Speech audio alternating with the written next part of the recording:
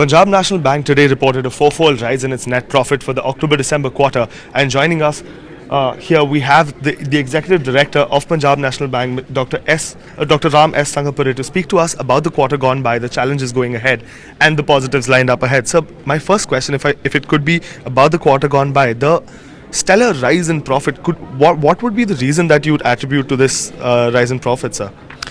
Yeah, basically, if you see the demonetization process has contributed about 53,000 crores of rupees in savings account. That helped us in reducing a cost.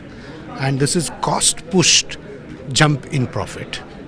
And at the same time, I think the fresh slippages also have been arrested. And the NIM has slightly come down because of the reduction in MCLR. We have reduced it. And the total amount of slippages and the NPA which we see for last 3 quarters has gone up substantially up, and that's why probably the NIM has come down. But going forward, hopefully we would be able to manage the NIM at considerable higher level.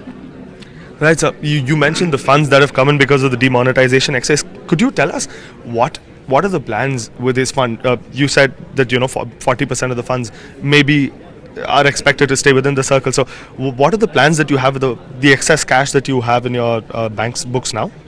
Presently, we are managing these excess cash through our treasury department. Some portion of it is in money market, some portion of it is in government securities, some portion is non-SLR securities. And as we go forward, we hope that the credit will pick up and some portion will be diverted towards meeting the requirement of the credit department. So we are well planned to utilize this excess liquidity, whatever is there in the system. And going forward, I think this is going to help us much more. So another question about demonetization linked to NPAs would be, there's been a fall in the gross NPAs seen during the last quarter. Would you say this is because of a big chunk of prepayment of loans, or is this likely to stay, or is this a one-off thing where the NPAs have just suddenly fallen? It's very difficult to predict NPAs for a March quarter because we also have to take into account the previous March quarter, whatever slippages had happened, that incremental provisioning we'll have to do now, this quarter.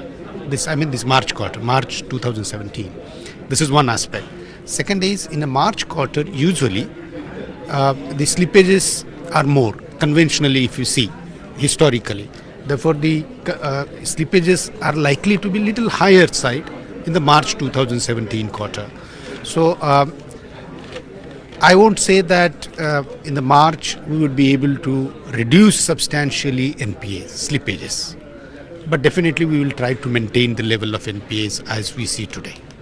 So while you're maintaining the level, there is a watch list that you're talking about. Could you tell us the current basket or the size of the watch list, or companies' loans that have been red flagged as of now, the current size of the watch list that you have? See, we consider 2 kind of watch list. One is the standard assets which are in SMA2 category. That is one watch list. The another one is a standard restructured assets. Standard restructured. Some of the NPAs which we saw, slippages which we saw in the last quarter, are coming from a standard restructured assets. So these 2 put together, the standard restructured asset portfolio is about 17,000 crore. And out of that, the slippages percentage is coming somewhere around 8 to 10% last quarter. That may vary, not necessarily each quarter the percentage of slippages will remain same, but 10 to 15% we can take for March 17 quarter, slippages from a standard restructured category. And the another watch list is we call it as a SMA2 category. There we have about almost 20,000 crores of advances which are classified under SMA2.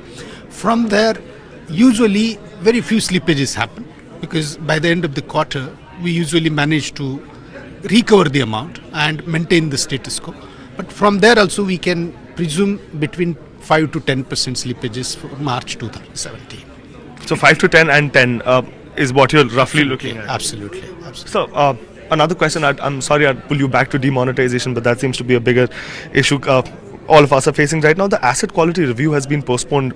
Would you say this is because of the demonetization exercise, and could it be postponed, say further by say, couple of months more because of this?